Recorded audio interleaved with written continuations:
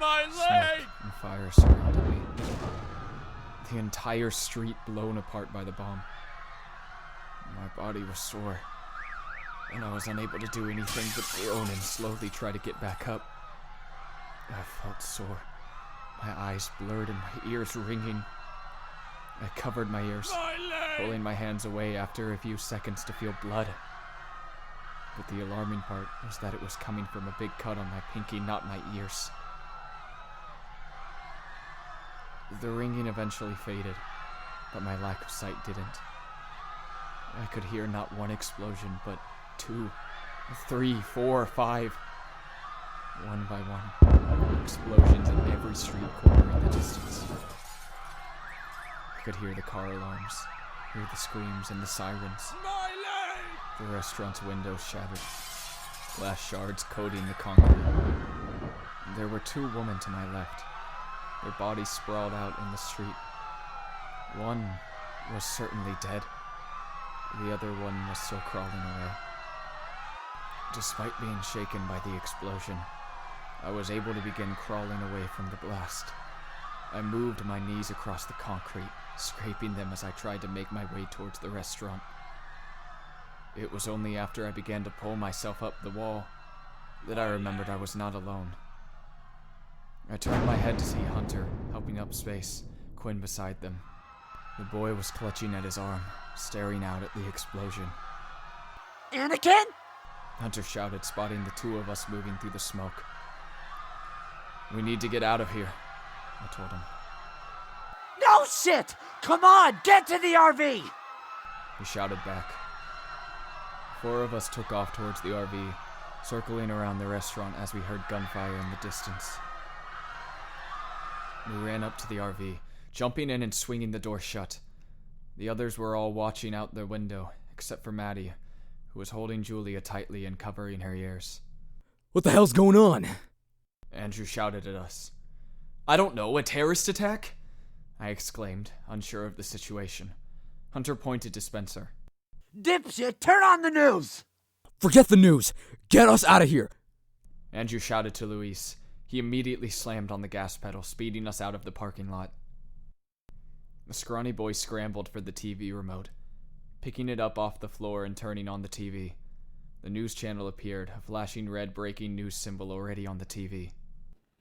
We're getting reports that 217 cities were just involved in a simultaneous bombing ranging in about a 14-block radius. Mass casualties are to be expected, and the source is unclear. But we will continue. Stupid-ass news networks! Don't give us breaking news unless you know what the fuck the breaking news is. Maybe a little... Andrew shouted at the TV before punching the glass screen, causing him to yelp and begin sucking on his hand. Oh my god, Quinn! Maddie was looking up at Quinn, who was shaking as he clutched at his arm. He moved his hand away, revealing several cuts on his arm. Space quickly grabbed a rag in front of the TV and wiped the blood away, revealing several glass shards. He must have cut his arm on the glass from the window. Does anyone have any bandages? Space exclaimed. Quinn pointed to one of the back compartments. Check there. If Luis heeded my advice, he began carrying a first aid kit. Spencer opened up the compartment, tugging on the handle until it swung open. He dug through all the junk, pulling out what seemed to be 2 pump shotguns. He looked towards us with confusion, all of us looking toward Luis to question why he casually kept 2 shotguns in his footlocker. He simply shrugged, returning to the wheel. Eventually, he found a small red box behind the guns and tossed it to Space. She tore it open and pulled out a clean cloth, wiping down Quinn's wounds and cleaning the blood and glass away. She then grabbed a yellow beach towel laying in the corner of the room and wrapped it around his arm. Apply pressure, she told him before walking off towards Luis. I invented a drug. I know how to treat a simple medical wound like this, Quinn shouted back at her. While Space treated Quinn's wounds, Luis drove out of the parking lot, speeding down the road towards the bridge in the distance. We were only 3 blocks away, and as long as traffic wasn't too bad, we could get onto the bridge, get across to the mainland, and hopefully get out of range of any more explosions. Luis, turn! Turn! Andrew shouted at him. We drove past 2 burning cars. Luis luckily turning to the left and avoiding a large car accident at the end of the road. Everywhere we turned, there seemed to be more and more danger. I stared out the window, spotting one of the explosion sites near the theater. There were several bodies laying near the epicenter of the explosion. An older woman was bawling, holding the body of a young girl in her arms. Her body was covered in burns, her eyes drained of life. Nearby was a smashed-up car that had slammed into another. 2 bodies laying near. A man and a woman.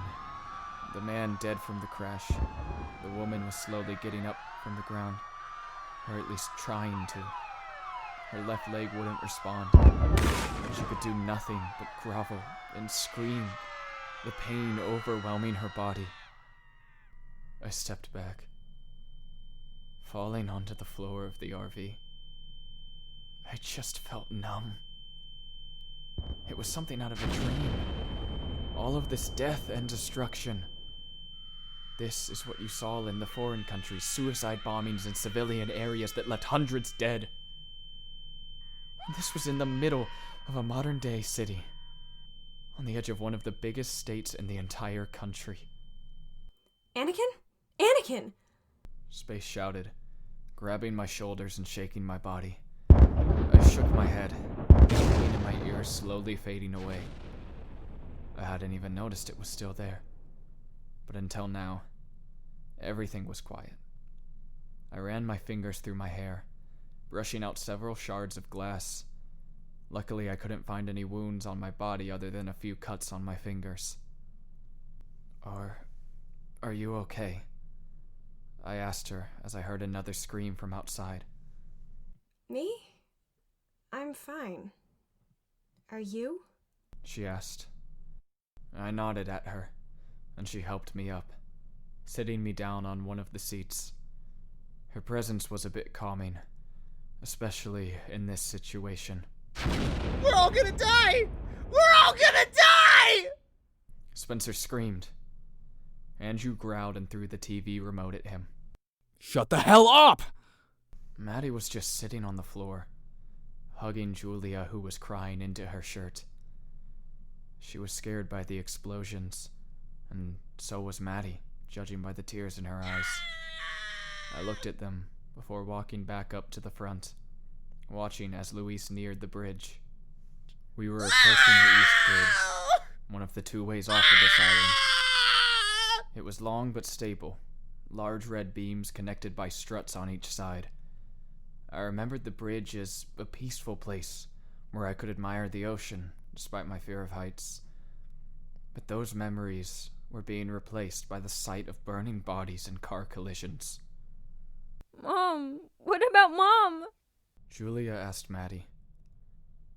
It was then that it occurred to all of us that the people back there weren't just civilians. Some of them were family. I turned, looking out the window to see smoke coming from my neighborhood. If my house was still there, it was destroyed. And then came an even bigger explosion, and space let out a gasp as a large tower in the center of the town exploded floor by floor. She whimpered quietly, tears streaming down her face. Mom? Dad? However, we didn't have time to mourn. Our attention was averted when Luis swerved past a crashed bus, heading towards the bridge.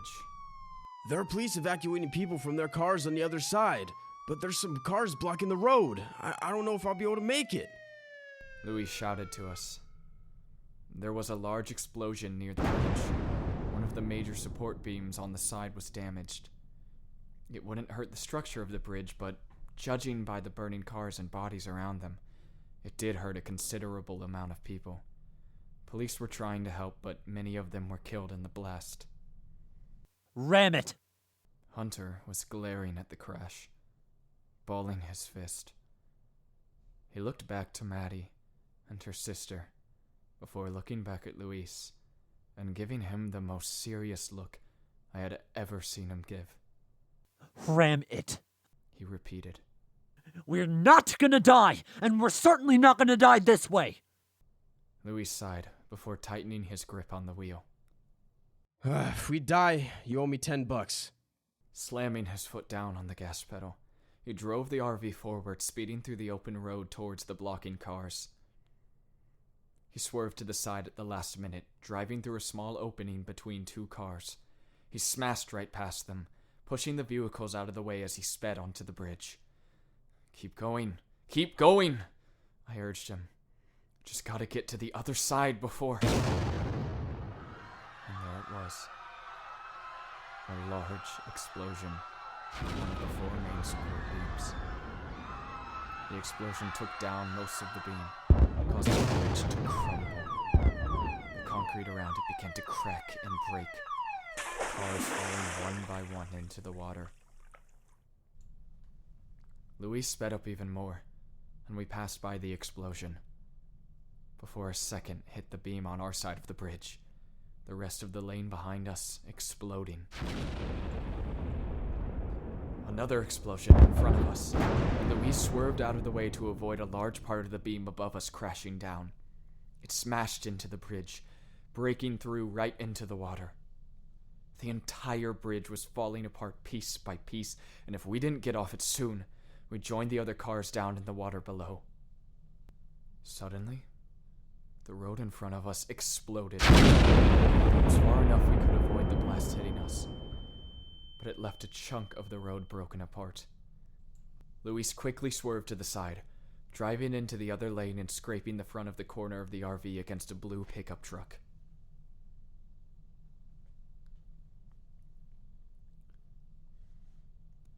Above us, a large column of the bridge exploded, rubble and rock falling down upon us. Luis turned to the left, just barely avoiding the rubble as it smashed into the bridge behind us. When I looked back, I was astonished.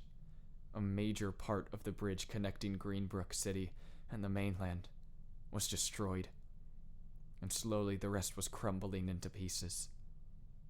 There it is! Space shouted, pointing out the window at the end of the bridge. There was a large traffic jam on the road leading to the bridge, but there was just enough of an opening to slip into the parking lot next to the bridge. Louis swerved to the right, slipping right through the opening, with only a few scratches on the car from the border. The RV came to an abrupt stop, all of us being thrown forward. I groaned, falling onto the floor beside Space. Luis and Hunter immediately got up from their chairs, running out of the RV and leaving us there. I got up afterwards, following them with Andrew and Space trailing behind me. The 5 of us bolted out of the parking lot, watching alongside a crowd of people the destruction of the bridge. Cars were spilling into the oceans, bodies and rubble following. Space whimpered, grabbing onto my arm and crying into my chest after looking away. It was horrible. It was barbaric. The hell's going on? Andrew asked one of the nearby officers. Please stay back! If this end of the bridge explodes, we need people away from the blast zone! The officer urged him. Andrew stepped back, but didn't go back to the RV. He stopped, looking ahead towards the source of another scream. We could all see it. A car near the edge of the bridge, beginning to roll off the edge towards a broken part of the railing. Only a few cars were keeping it upright, and it wouldn't be long until they tumbled into the ocean. In the car was a young boy, pounding on the window with all his might. The windshield was shattered, blood covering most of the glass, and even more laying on the hood. Whoever was driving was dead, and the boy was now alone. There's a boy! One officer shouted, looking out at the car. We can't get to him! It's too dangerous! Another officer shouted as he stared down at the virulent flames raging in front of him. We need to wait for the fire department! Hunter swore under his breath, staring at the scene with anguish. Just watching it was painful, because we couldn't do anything. Come on. Let's get out of here. Andrew told us, turning around to walk back to the RV. But Luis didn't listen. He walked forward, ignoring us all. At first he was walking, but then he was jogging, and then finally he was running. He sprinted straight past the officer, shoving him out of the way as he ran onto the bridge.